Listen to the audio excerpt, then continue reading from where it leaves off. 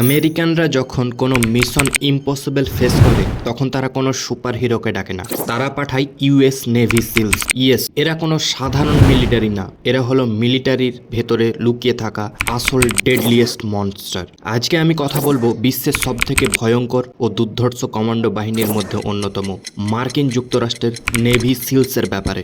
US navy seal 1962 সালের 1 জানুয়ারি গঠিত হয়। এই বাহিনীর মূল বিশেষত্ব লুকিয়ে আছে এর নামের মধ্যেই। সিল, সি দিয়ে সমুদ্র, এ দিয়ে এয়ার, এল দিয়ে ল্যান্ড, অর্থাৎ এই কমান্ডোরা জল, স্থল ও আকাশ তিনটি মাধ্যমেই সমান দক্ষতায় যে কোনো চরম পরিস্থিতিতে যুদ্ধ করতে সক্ষম। ওসামা বিন লাদেনকে হত্যার মতো জটিল ও গোপন মিশনে সফলতার জন্য এরা বিশ্বজুড়ে সবচেয়ে বেশি পরিচিত। সহজ ভাষায় বললে এদের প্রধান 5টি কাজ: 1. জঙ্গি ও সন্ত্রাসী খতম করা। 2. বন্দি বা জিম্মি উদ্ধার করা। 3. গোপনে শত্রুর তথ্য চুরি করা। 4. শত্রুদের উপর হঠাৎ করে সারপ্রাইজ ভাবে হামলা চালানো। 5. জলের নিচে শত্রু ধ্বংস করা। শুধু তাই নয়, নেভি সিল কমান্ডোদের প্রশিক্ষণ দেওয়ার সময় জল, স্থল ও আকাশ ব্যবহার করা হয় এমন প্রায় সব ধরনের অত্যাধুনিক যুদ্ধাস্ত্র, সামরিক যানবাহন এবং বিস্ফোরক চালানো শেখানো হয়।